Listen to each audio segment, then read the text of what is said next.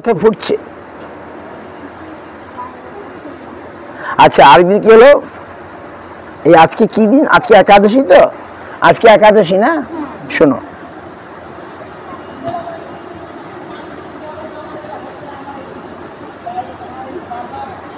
একাদশী দিনে জগন্নাথ মিশ্র ছোট্ট নিমাইয়ের একে একে হাতে খড়ি, কর্ণবেদ, চূড়াকরণ, সংস্কার কাজ করলেন। ছোট্ট নিমাইয়ের এত বুদ্ধি, একবার দেখেই সব লিখে লিখে ফেলে। 3 দিনে সব পড়া শিখে নিল। বুঝতে পারছো? নিমাই খুব তাড়াতাড়ি সব শিখতে আরম্ভ করলো। নিমাই এখন পড়াশোনা শিখছে, বুঝতে পারছো? কিন্তু এরই মধ্যে শিশুর মন তো পড়া ছাড়াও আকাশের চাঁদ, বলে আমার চাঁদটা এনে দাও। নিমাই কি বলে? চাঁদ এনে দাও। তারপরে বলে উড়ন্ত পাখিটা উড়ে যাচ্ছে, ওটা এনে দাও। উড়ন্ত পাখি আনা যায়? বলে না, ওটা আনতে হবে। সচিমা জগন্নাথ মিশ্র তো কিছু বুঝতে পারছে না, বলে ওই পাখিটা এনে দাও। ওই পাখিটা উড়ে যাচ্ছে। ছোট ছোট বাচ্চারা কাঁদে না, বলে আমার মোবাইল ফোন দাও, অথবা আমার খেলনা দাও, নাকি বলে না? তো নিমা এরকম বলছে, না আমাকে ওই চাঁদটা এনে দাও। কি তোমরা বলেছো? তোমরা কখনো এরকম বলেছো? বলে কিনা আমার চাঁদটা এনে দাও। সচিমা তো জগন্নাথ কি করে চাঁদ আনবেন?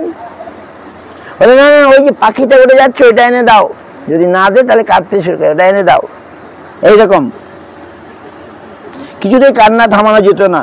যেই হরিনাম করতো সবাই, তখন নিমাই চুপ করতো। নিমাই কাঁদতো, যদি পাখি এনে, পাখিটা উড়ে যাচ্ছে তাকে আনা যায়? না, ওকে যে আনতে হবে, ওই চাঁদটা এনে দাও। সেই চাঁদটা তো কোথা থেকে আনবে, নাকি? তখন সে কাঁদতো কাঁদতো, তখন আবার সব পাড়া প্রতিবেশী তারা হরে কৃষ্ণ নাম কীর্তন করতো। হরে কৃষ্ণ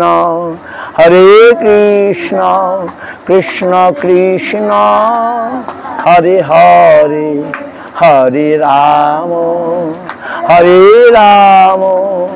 রাম রাম হরে হরে। যেই বলতো বাস, নিমাই চুপ হয়ে যেত, আর কাঁদতো না। বুঝতে পারছো? মায়াপুরে জগন্নাথ মিশ্রের বাড়ি থেকে প্রায় 4 মাইল দূরে। মায়াপুর যারা যারা গেছো, মায়াপুর গঙ্গার উপরে তো। আচ্ছা, ওখানে তাদের নিমাই বা জগন্নাথ মিশ্রের বাড়ি আছে, সেকে বলে যোগপীঠ। কি বলে? যোগপীঠ। ওটাকে নিমাই জন্মস্থান বলে, নাকি? আচ্ছা, ওই বাড়ি থেকে একদিন একাদশী, আজকে দিন একাদশী, নাকি? একাদশী দিনে আমরা অন্ন খাই না, বুঝতে পারছো? ফল টল এসব খাই, হ্যাঁ, সবজি ফল এই খাই। তুমি একাদশী করো? বাহ, আচ্ছা। তো আচ্ছা, ঠিক আছে, শোনো। তারপরে কি হলো, এখন কিন্তু ভগবান কিন্তু অন্ন খান। ভগবানের তো আর একাদশী নাই। শোনো, মন দিয়ে শোনো, স্থির হয়ে বসো, নড়াচড়া করবেন। ভগবান কিন্তু অন্ন খান, আমরা অন্ন খাবো না। আমরা তো ভগবানের জন্য করছি, নাকি? তো কি হলো শুনো মন দিয়ে, আমি বেশিক্ষণ বলবো না, আবার অন্য গল্প বলবো। এটা নিমায়ের কথাটা শুনে নাও। আমি সবাইকে জিজ্ঞাসা করব, কিন্তু আমি এই যে নিমায়ের কথা পড়ালাম, আরেকদিন আমি জিজ্ঞাসা করব, হ্যাঁ, মনে রাখবে। আমি ছোট ছোট প্রশ্ন করব, বেশি বড় না, যাতে তোমরা বলতে পারো, ঠিক আছে? আচ্ছা, একদিন কি হলো, নিমাই বাড়ি থেকে 4 মাইল হচ্ছে স্বরূপগঞ্জ বলে না, স্বরূপগঞ্জ বলে, হ্যাঁ, এটা গোদ্রুম বলে। গঙ্গার একদিকে মায়াপুর চলে যাচ্ছে, আর ডান দিকে গেলে স্বরূপগঞ্জ, হ্যাঁ, ওটাকে বলে গোদ্রুম, ঠিক আছে? ওইখানে এক ভক্তের বাড়ি ছিল। ভক্তের নাম কি নাম? হিরণ্য পণ্ডিত আর জগদীশ পণ্ডিতের বাড়ি। বুঝতে পারছো? কোন এক একাদশীতে তাদের বাড়িতে বিষ্ণুর ভোগের উদ্দেশ্যে গোপনে অনেক কিছু রান্না হচ্ছিল। ছোট নিমাই হঠাৎ আবদার করে সেই নৈবেদ্য খাবে। ছেলের জন্য বাবাকে আনতে যেতেই হলো সেই পণ্ডিতদের বাড়িতে। পণ্ডিতরা তো জগন্নাথ মিশ্রের কথা শুনে অবাক হয়ে বললেন, সকলের দৃষ্টি আড়ালে এই বিষ্ণুর ভোগের রান্না এত দূর থেকে শিশু জানলো কি করে? নিশ্চয় কোনো বিশেষ বৈষ্ণবী শক্তি আছে। এই বলে তারা সেগুলো নিমায়ের জন্য পাঠিয়ে দিল। এই তিথিতে অন্ন ভগবানকে নিবেদন করতে হয়, ভক্তেরা দ্রব্যপ্রভু কারি কারি খায়। এবার নিমাই কি হচ্ছে, কাঁদতে শুরু করলো। সেদিন একাদশী তো, কাঁদছে, কান্না থামছে না। সে যে বললো, কি চাই তোমার নিমাই? তুমি যা চাইবে আমরা এনে দেবো। ও, তোমরা যদি আমাকে ওই জগদীশ পণ্ডিতের বাড়ি থেকে, হিরণ্য পণ্ডিতের বাড়ি থেকে একাদশী দিন যে ভোগের অন্ন রান্না হচ্ছিল, ভোগের যা রান্না হচ্ছিল, সেইটা যদি এনে দাও, তাহলে আমার কান্না থামবে। হরি বাপরে বাপ। তারা গেল 4 মাইল দূরে। জগন্নাথ মিশ্র গেলেন আনতে। হিরণ্য পণ্ডিত আর জগদীশ বাড়ি কি করে জানলো? আমরা তো লুকিয়ে রান্না করছি, কেউ জানতে পারবে না ভোগের রান্না কি হচ্ছে না হচ্ছে। আর নিমাই কি করে জানলো? আমরা যে রান্না করছি আমরা তো লুকিয়ে 4 মাইল দূরে, কি করে জানলো? নিশ্চয়ই এর কোনো অলৌকিক বৈষ্ণবী শক্তি আছে, বুঝতে পারছো?